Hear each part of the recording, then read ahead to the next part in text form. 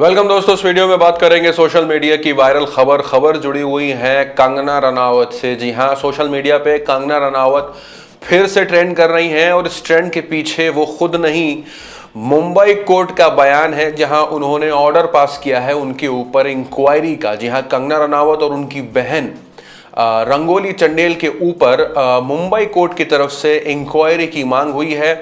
Live law के article के मुताबिक Mumbai court orders inquiry against Kangana Ranaut and her sister Rangoli Chandel in a complaint which alleged that they use hateful language against Muslims in social media to gain cheap popularity।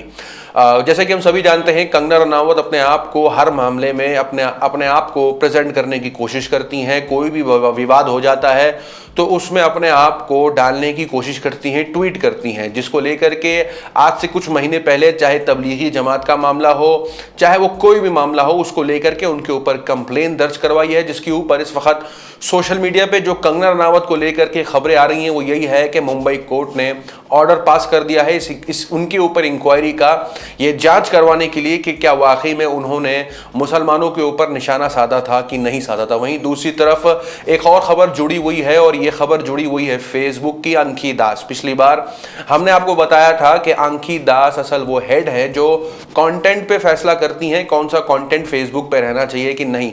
उनका जैसे ही जोड़ BJP के साथ देखा गया, सोशल मीडिया पर हंगामा कि भाई इसी वजह से बहुत से ऐसे हेटफुल कंटेंट होते हैं जो फेसबुक से वायरल होते हैं और इन वायरल वीडियोस और पोस्ट, और जाहिर सी बात है जितनी भी फर्जी खबरें मुसलमानों के खिलाफ चलाई जाती हैं, फेसबुक पीछे नहीं है, फेसबुक से भी बहुत सी खबरें सामने आती है। तो अंकी दास की खबर यह है कि उन्होंने कंपनी को रिजाइन कर दिया। अब इस रिजाइन के बाद सोशल मीडिया पे बहुत से ट्वीट वायरल होने लगे जिसके बारे में अंकी दास के ऊपर चर्चा होने लगे, बहुत से लोग खुश होने लगे।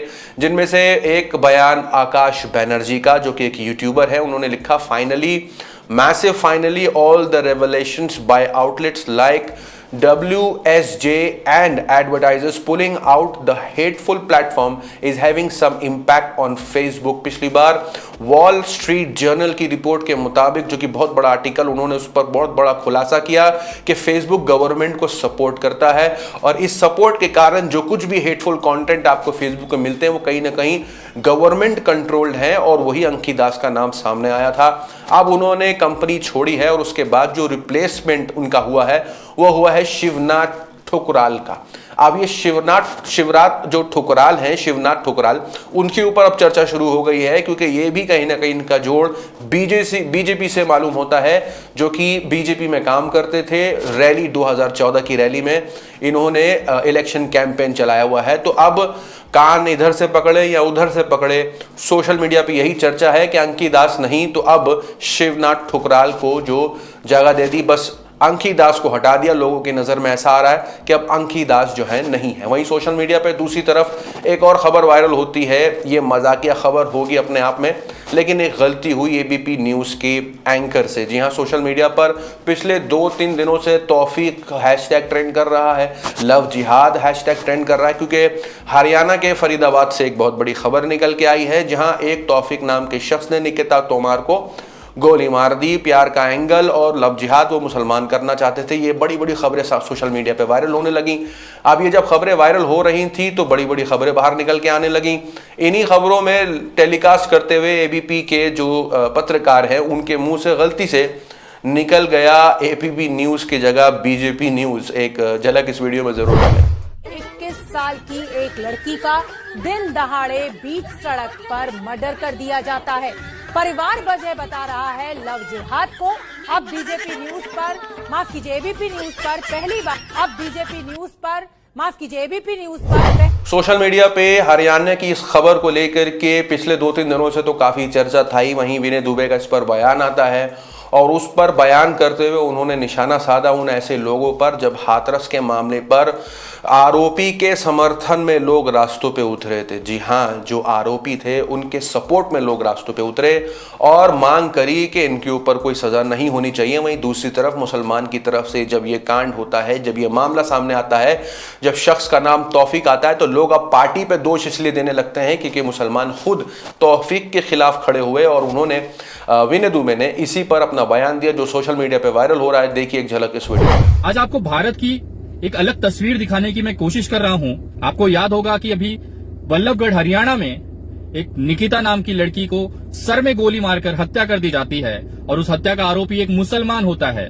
उसके बावजूद पूरे देश के मुसलमानों ने इस अपराधी को, इस आरोपी को फांसी की सजा देने की मांग उठाई है। निकिता को जस्टिस दिलाने के लिए मुसलमान भाई आगे आते हैं, ये जानते हुए भी कि जो अपराधी है, जो आरोपी है, वो एक मुस्लिम है। इसके ठीक उलट कुछ दिन पहले हाथरस में एक बलात्कार की पीड़िता को, उसके आरोपियों को, उसको बलात्कार करने वाले लोगों के समर्थन में और बचाव में कुछ लोग रैलियां तक निकालते हैं, यहां तक कि एक माहौल बनाते हैं कि अपराधियों को छोड़ा जाए।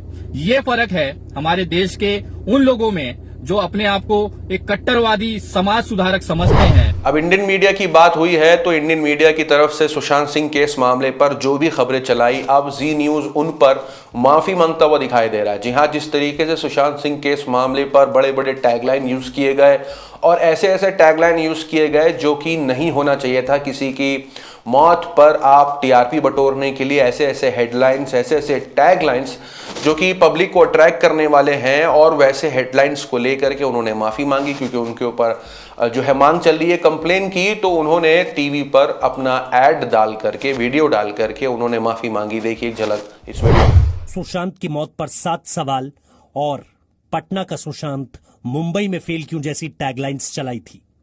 जी न्यूज उन टैगलाइंस के लिए माफी मांगता है। वहीं दूसरी तरफ स्मृति ईरानी का भी कोरोना से पॉजिटिव पाया गया है। सोशल मीडिया से उन्होंने पुष्टि करी है, कहते हुए कि उनको कोरोना से पॉजिटिव पाया गया। यही नहीं, पिछली बार कोरोना गो जो कह रहे थे, उनको भी कोरोना से पॉजिटिव पाया गया है। दुआ यही है कि जल्द से जल्द ये रिकवरी करें, जल्द से जल्द फील्ड में उतरे। लेकिन सोशल मीडिया पे असल ये हो रहा है कि कुछ लोग स्मृति ईरानी के ट्वीट का, जहां उन्होंने अपने आप को कोरोना से पॉजिटिव की पुष्टि करी, उस पर वो ये कह रहे हैं कि अटेंशन सीकिंग फॉर वोट, क्योंकि बिहार इलेक्शन है और उन्होंने कैंपेन भी करी थी, तो वो कहना ये चाह रहे हैं कि शायद ये वोट बटोरने के लिए ये पूरी तरीके से वोट बटोरने का काम हो रहा है, अपने आप को कोरोना से पॉजिटिव बताते हुए। लेकिन सच क्या है ये वही जाने। लेकिन हमारी तरफ से सबके लिए दुआ कि भाई ये अपने आप को सुरक्षित रखें। कोरोना के केसेस भले ही नीचे ज़रूर जा रहे हैं, लेकिन इसका मतलब ये नहीं है कि ये ख़त्म हो चुके हैं। अपने आप को जितना हो सके सुरक्षित रखें, और जिस किसी को भी कोरोना से पॉजिटिव हुए हैं, जिनको भी तकलीफ हुई है, ये